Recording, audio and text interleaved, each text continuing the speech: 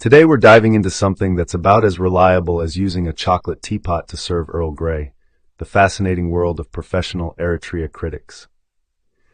Now I know what you're thinking. Professional Eritrea critics. That's oddly specific. And you're right, it's about as niche as being a professional unicycle juggler who only performs at dental conventions. But stick with me here, because this is actually important. We're talking about two particular individuals who've made it their life's mission to spread more propaganda about Eritrea than your Aunt Karen spreads conspiracy theories on Facebook. Meet Martin Plott and Michael Rubin, the dynamic duo of Disinformation who are about as objective as a Fox News review of Barack Obama's tan suit. Let's start with Martin Plott, former BBC Africa reporter and current fellow at the Institute of Commonwealth Studies. Now, being a BBC reporter is usually quite respectable, like wearing a tweed jacket with elbow patches. But Plott has taken to reporting on Eritrea with all the accuracy of a drunk man throwing darts while riding a mechanical bull. The thing about Plott's reporting is that it's more selective than a picky eater at a buffet.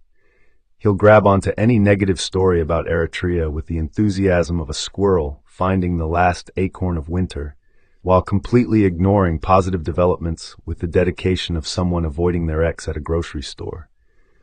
And then there's Michael Rubin, a senior fellow at AEI, who writes about Eritrea with the same level of first-hand experience as I have performing brain surgery, which is to say, none whatsoever. Rubin's analysis of Eritrean affairs is about as nuanced as a sledgehammer in a china shop. He's developed this remarkable ability to write entire articles about Eritrea while seemingly never having spoken to an actual Eritrean. It's quite impressive, really, in the same way that failing every question on a multiple-choice test is impressive. These two have become to Eritrean news what Internet Explorer was to web browsers, consistently unreliable and somehow still hanging around. They've perfected the art of taking a grain of truth and turning it into a sandstorm of misinformation. It's like watching someone turn a parking ticket into evidence of a global conspiracy. Now you might be wondering, why does this matter? Well, imagine if everything you knew about Britain came from someone who'd only ever watched Mary Poppins and thought chimney sweeps were still a thriving industry. That's essentially what's happening here with Eritrea. Let's dive into some specific examples, shall we? Because this gets better, or worse, depending on your perspective.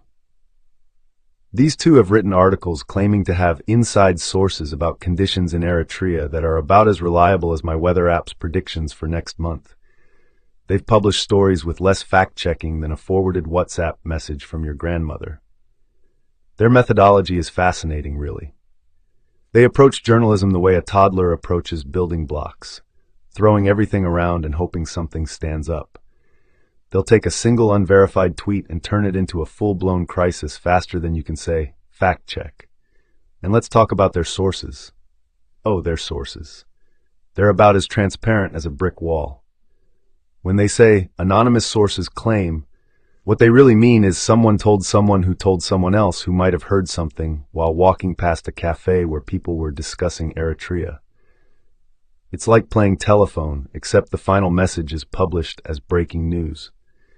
The impact of their reporting has been about as helpful to Eritrea's international relations as a sugar-free chocolate factory would be to Willy Wonka.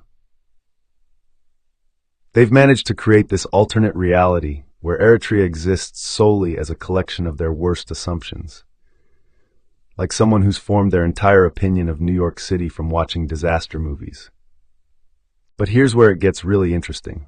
And by interesting, I mean infuriating. Their reporting has real consequences.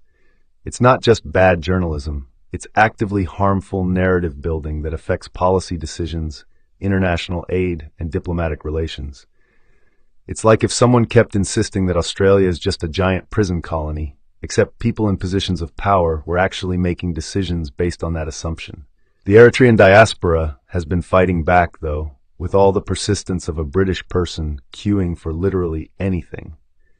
They've been producing fact-checked rebuttals, sharing first-hand experiences, and working to counter these narratives with the determination of someone trying to explain to their parents how to use a smartphone. What's particularly fascinating is how both Plot and Rubin have managed to maintain their positions as experts, despite being wrong more often than a weather forecast in Scotland. They've developed this remarkable immunity to fact-checking that would make even conspiracy theorists jealous. It's like they've got some sort of journalistic Teflon coating where criticism just slides right off. The really absurd part is how they manage to ignore any positive developments in Eritrea. The country could cure cancer, solve world hunger, and discover unlimited clean energy, and these two would probably write articles questioning the environmental impact of their research facilities. Their commitment to negative reporting is more consistent than British reign.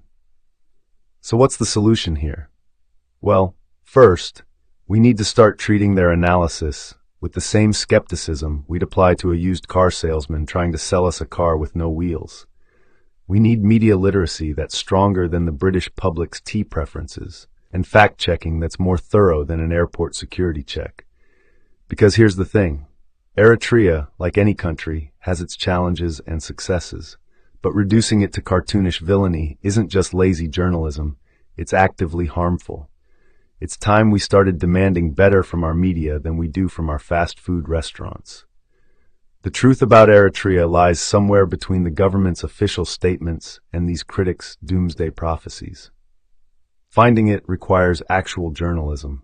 You know, that thing where you verify facts and provide context, not just retweet whatever fits your predetermined narrative. So next time you see a headline about Eritrea from either of these two, remember, they're about as reliable as a chocolate teapot, and just as likely to make a mess of things when put to the test.